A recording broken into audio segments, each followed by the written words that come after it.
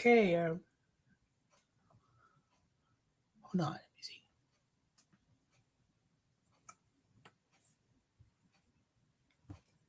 Are we live?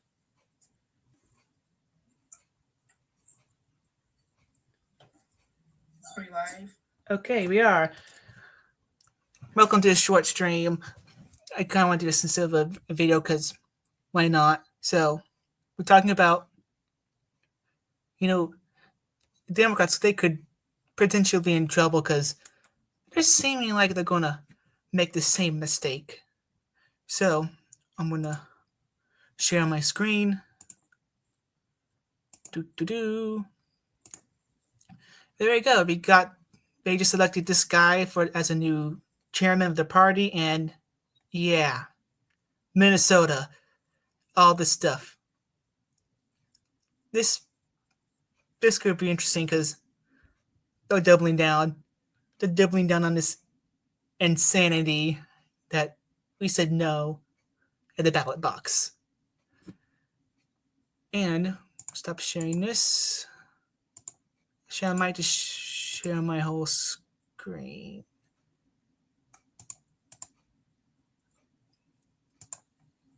Yeah, I'm going to share my whole screen right now so you can see the behind the scenes. So you got this. I'm going to take money from good billionaires. What do they mean by good billionaires? What do they mean? Kind of curious. And, what are the good billionaires? Now, this is kind of interesting because, like we alerted, they're doubling down. And I believe this could more or less work out in our favor. Or maybe, well, it could. Now, I'm not saying it will, but it could. So, jumping straight into the midterms.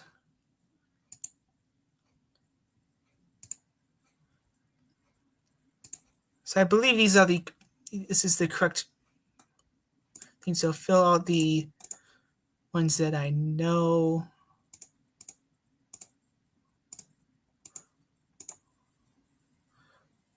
Will be it.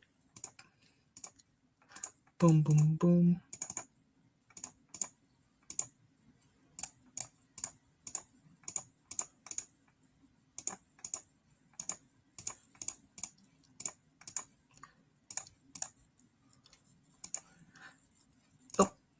So look at the Senate map. I'm not going to do the House map because, well, that'll be later on.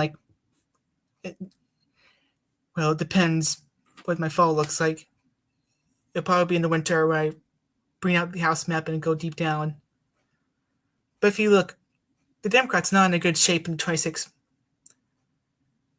Most likely, it's going to map there's no way some of these safe R seats are going to, at least some of them.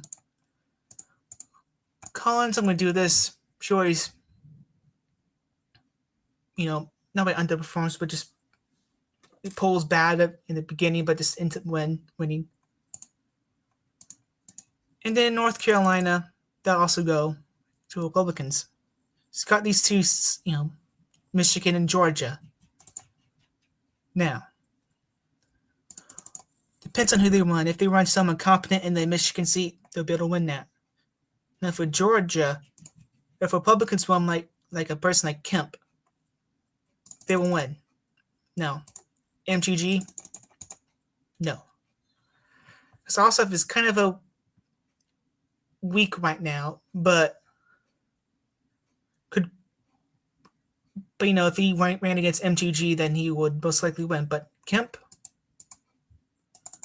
most likely takes that race. And for Michigan, if, let's say, Buttigieg runs, boom. The Republicans will just, 2 more extra House seats.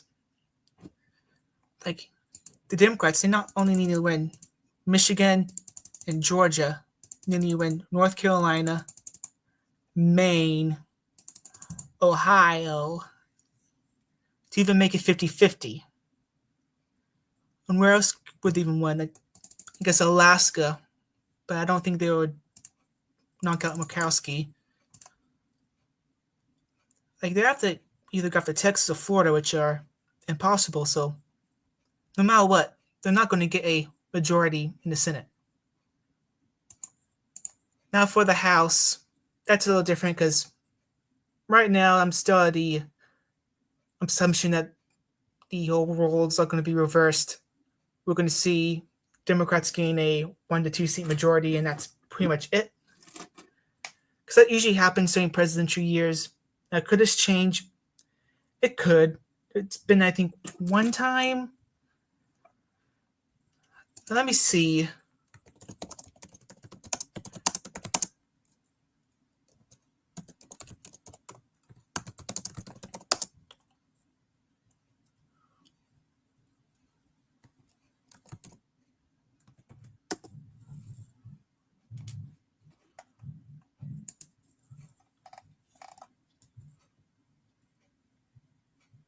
Um,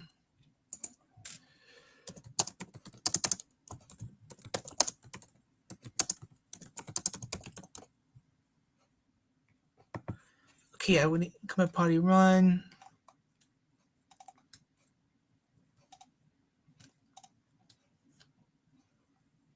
Do do do.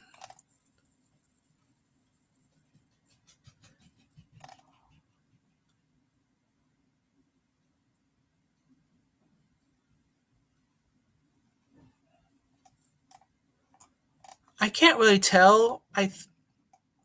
2002. Okay, so it seems like in 2002, the Republicans managed to still stay on to power.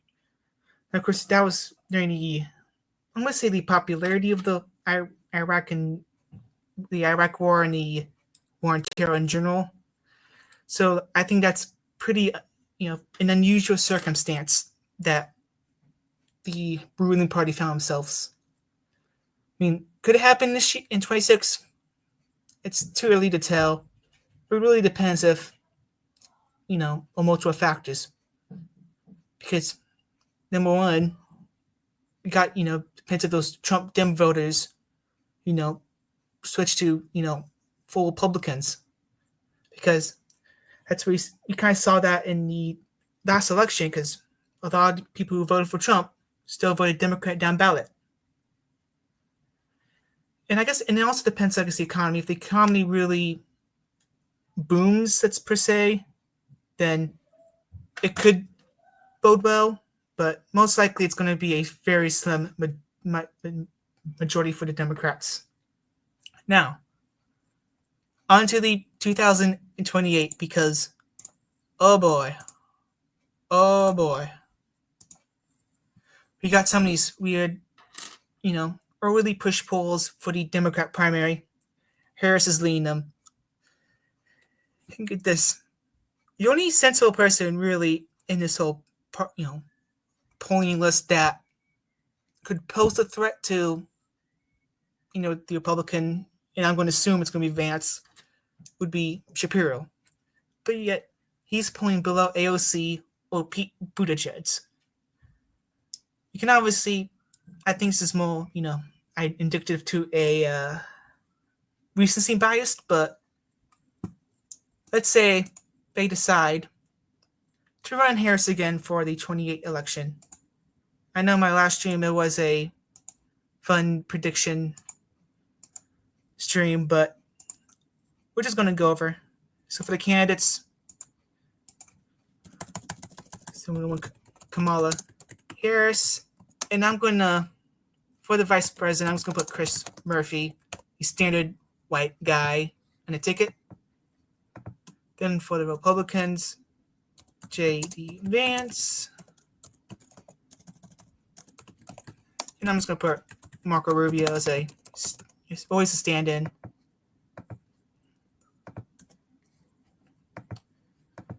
So, safe Democrat states: California, Washington, Hawaii, Vermont, Massachusetts, Maine's District 1 at large, not Rhode Island, hold on.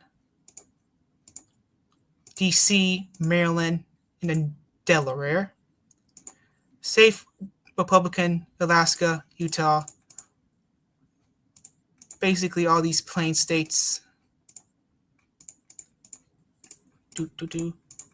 Now I'm using, if you saw that stream, I'm kind of using the same similar method. I'm going to say Maine, 2nd District at large for safe are in Florida and Texas. Now we got, safe, likely Democrat, Oregon, Colorado, Illinois, Connecticut, Rhode Island, and then Nebraska 2nd, and then Maine at large too. Likely Republican, Arizona, Nevada. I feel like the Hispanic trends will just completely overtake. There'll be more in 28, especially if it's the same, candidate. So now we got the lean Democrat states will be New York, New Hampshire, Minnesota, and then New Mexico. Again, the only saving grace is those white college educated liberals. Oh, and also Virginia. Northern Virginia will still be a boon. For lean Republican, it would be Georgia, North Carolina, and then Pennsylvania. Seeing the trends in Pennsylvania now, I think this will accelerate no matter what, because, we're seeing another candidate, Kamala Harris trying again, but this time she'll have, more, time in the spotlight, which could affect her. Now, till actually, I'm going to put, lean Republican as Michigan too, especially those, if there's still like a Palestinian issue, they may not forget, Kamala Harris and the Biden administration. So tilt R, Wisconsin, and then New Jersey. Now you could get rid of New Jersey and still have it the same as the last election, but I'm just putting New Jersey because we saw by 6. If Republicans are smart, they will hammer the state in, because it could potentially flip, not even in 20. It could flip in 2032. It's still an effort. Now for Wisconsin, I could see a little bit, it could go both ways, but I doubt Harris is really going to gain any states. The best she could do is win back Wisconsin and then hit margins in Georgia. Problem is, as long as Pennsylvania, is in North Carolina, is in the Republican hands, that it never. And also, she could risk, New Hampshire going, to the Republicans, Minnesota finally flipping, or even New Mexico. Heck, she could even win North Carolina and Michigan. Still, Vance will win. Now, all I'm saying is, it's going to be interesting because we're seeing a party that has not learned its lesson so far. Or at least hasn't get the reason why they're losing in the election, especially the 24 election. Because they're going to dig themselves deeper in the whole identity politics route. Problem is, they're going to get crushed in the future. Now, if they go the whole Joe Manchin / try to be moderate, they could work. Well, it could work. The whole situation could benefit them. Because if they decide, if they could, theoretically just allow the Republicans, still harp about the culture, and they can just ignore it, that could be towards a benefit. So I'm actually going to go back to the screen. So let's say they decide not to go with Harrison. So they go with someone else. Let's say they go with, let's say they're smart. Now,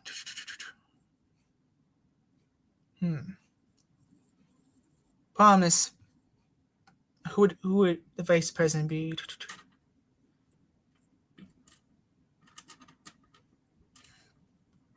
You know what?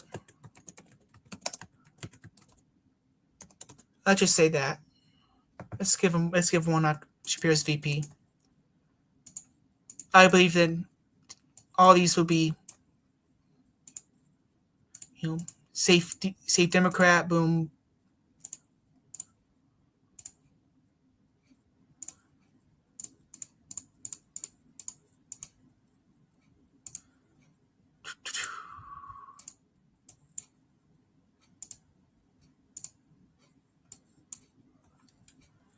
Missing anything else right now? No. Okay, and then safe R will be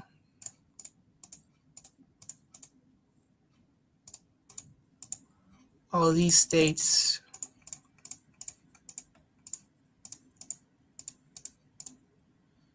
And still, Florida and Texas can't deny those margins.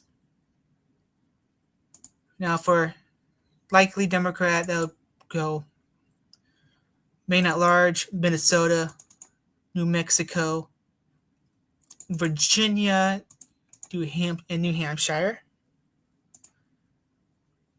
Likely Republicans will still be in Arizona and Nevada.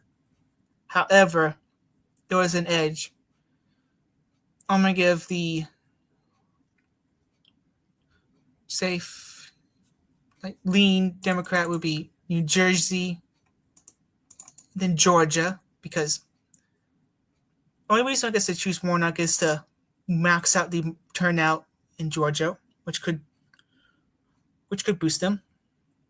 And then for North Carolina, still stays as a lean Republican. North Carolina, let's put Michigan there, but then tilt D, Pennsylvania. Now, all eyes on Wisconsin. Shapiro wins, boom. Vance wins, boom.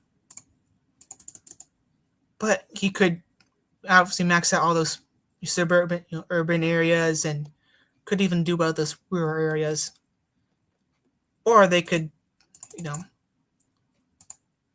try to hit max out North Carolina, lock them out there, and now you can still risk the possibility of Pennsylvania flipping, red. Or somehow New Jersey. So could they be smart? I guess you can say maybe. But it seems like it's going down the dumb and dumber path. Because let's face it, they're running out of mileage. If Trump's popularity stays, around the same as it is, if the economy booms, then what they're going to have left?